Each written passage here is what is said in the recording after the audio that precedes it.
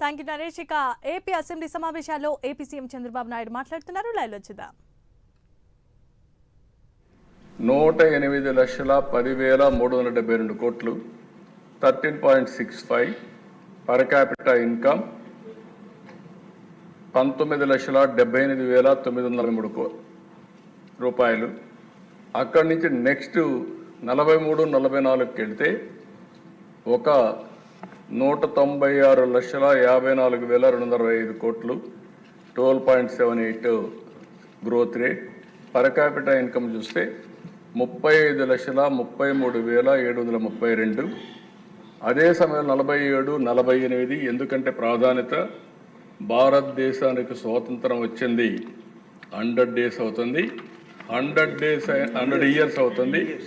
100 సంవత్సరాల సందర్భంగా నాకు అనుమానమే లేదు, ప్రపంచం మొత్తం అగ్రజాతిగా భారతీయులే ఉంటారు, దాంట్లో ఎవరికి అనుమానం అవసరం లేదు. అది బై డిఫాల్ట్, అంటే అలాంటి ఎకోసిస్టంలో సెట్ అయిపోయారు. దానికి కూడా 3 కారణాలు ఉన్నాయి.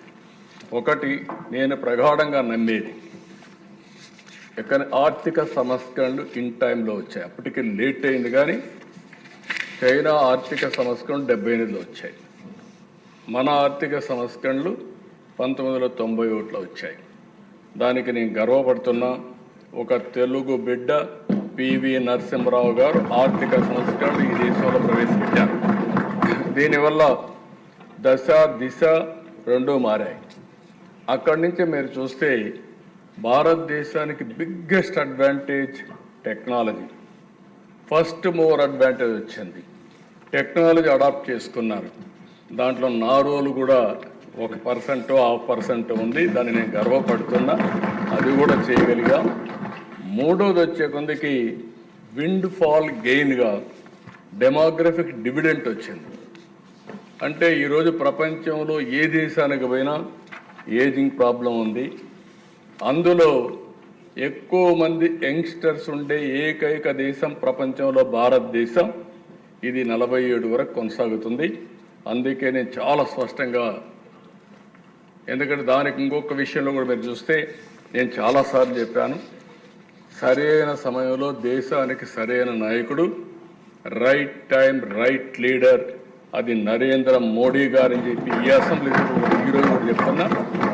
ఒక రైట్ టైంలో మంచి లీడర్ వచ్చారు.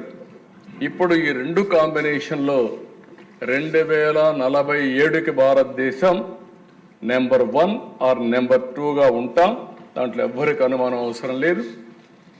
2028కే భారతదేశం ప్రపంచ పెద్ద ఆర్థిక వ్యవస్థలో 3వ ఆర్థిక వ్యవస్థగా తయారవుతుంది.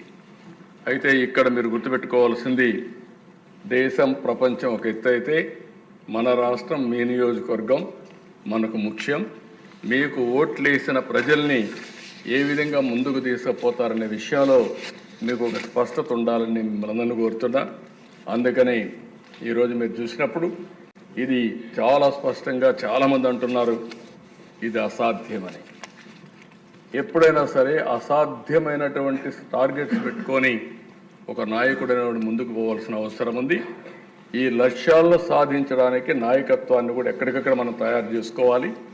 దాన్ని తయారు చేసుకోవడానికి కూడా ఈ ప్రభుత్వం సిద్ధంగా ఉందని చెప్పి నేను మీకు తెలియజేస్తున్నా. నెక్స్ట్, ఈ టార్గెట్స్ మీరు చూసినప్పుడు డెమోగ్రఫిక్ ప్రొఫైల్ మనం ఇప్పుడు 5,30,00,000 కరెంట్లని వేశారు. దానికంటే తగ్గాం, 5 కోట్లే ఉన్నాం. అయితే అది 5,80,00,000కి పెరగాలంటే పాపులేషన్ మేనేజ్మెంట్ ఉండాలి. అది కూడా నేను ఎక్స్ప్లెయిన్ చేస్తాను. అదే సమయంలో ఇప్పుడు 72% లిటరసీ ఉంది. దాన్ని 100% రీచ్ కావాలి. ఈరోజు మీరు చూస్తే 23-24 14,22,000 కోట్ల రూపాయలు జిఎస్టిపి, అది 2.4 ట్రిలియన్ 305 లక్షల కోట్ల రూపాయలు. Life expectancy as on today 70.6 సంవత్సరాలు ఉంది. అది 85 సంవత్సరాలకు పెరగాలని ఒక టార్గెట్ పెట్టుకున్నాం. అదే సమయం రేటు చూస్తే 45.8% ఉంది.